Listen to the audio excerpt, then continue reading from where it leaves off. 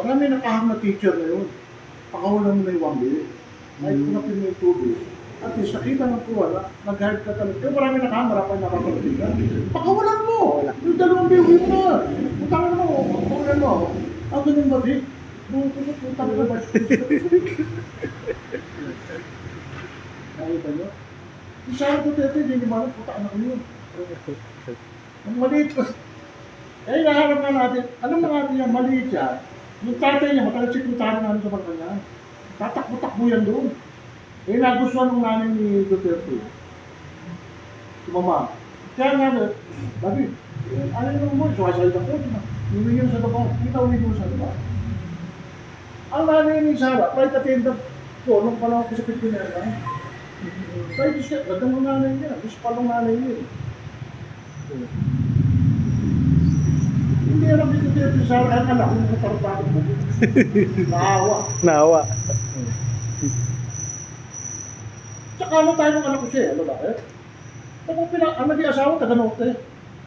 Taga-Mindanao ko na nasa, ano nakapasa mo yan? Mula yun ng Carpio. Eh baka, pamangkin ako rin namin mga Carpio ng norte. O di ba nila? Ano ka? O di ba? Norte. Mga Carpio natin. Kaya yung nag-MBA ako, hindi pa sino pang direktor, si Carpio. O ano gagawin mo rito? Adis na ako, hindi, putang na yung direktor ka rin. Putang na, hindi, putang na qualified ka, sobra-sobra ako. Hindi ako barpaser. Experience law enforcer ako. Hindi qualified ka. Sino ang nagdirektor ng MBA na hindi abogado? Rayel. Si Y. Coco. Si Y. Coco. Panahon ni Gloria.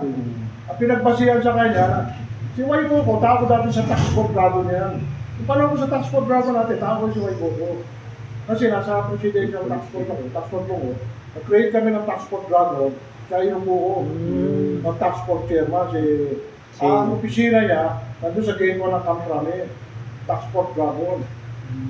Eh, galit na galit din sa akin, yung asawa niya. Doon sa kubo. Tax force Urago. Ganda lalaki ni Oy Coco nung bata yan.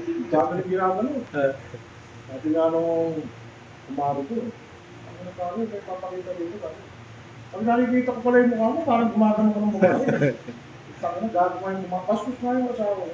Nagkano yung ba siya ang asawa ko natin? Nakakausap yung putang mamo yung asawa mo taga na yung siya. Mga baliw nga yan. Mga baliw.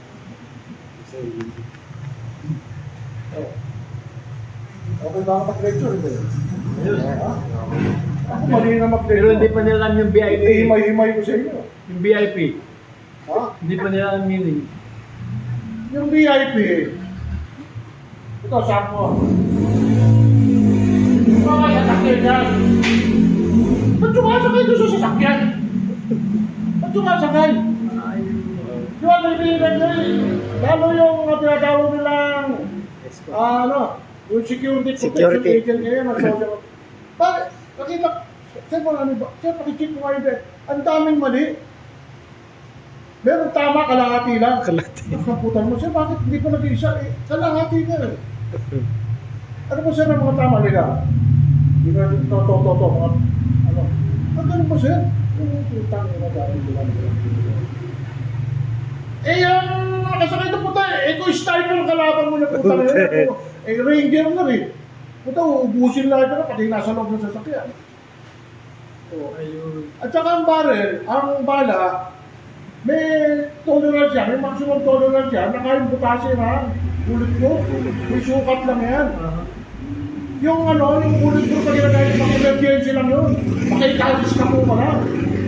Puta sabihin ko, important pero hindi na papasok dito sa loob. Ako tanungin nyo, hindi nila alam yung sekreto. Yung pag-ginawin mo na parang iskapo ko lang, photo ka pero totoo yan, hirapan ka ko, akay kami sa loob ko.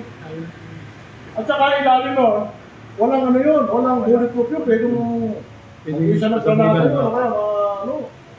O hindi naman naiintindihan, ako tatanungin nyo. Mga pumutang ng mga VIP security. Ang VIP security, sa sinusukita, hindi yan tinitignan ko yung mga nakapaikot. Nakapaikot. Dahil yan tinitignan ko dyan, ha? Ikaw naman, nakatingin dito, pero pag gano'n yan, listo ka. Pag may bumulong ito, puto ka mo na kagad yun. Hindi pwede yun. Ay, maraming tao yun, kahit sinasabi nila na bawal bumaril, marami ka. Utang na eh, kung commander chief yung abantay mo, huwag ka na ganun, kahit tamaan ka sa dito, dahil. Utangin mo, commander yung dito. O, tatandaan nyo yun. Conforme sa binabantay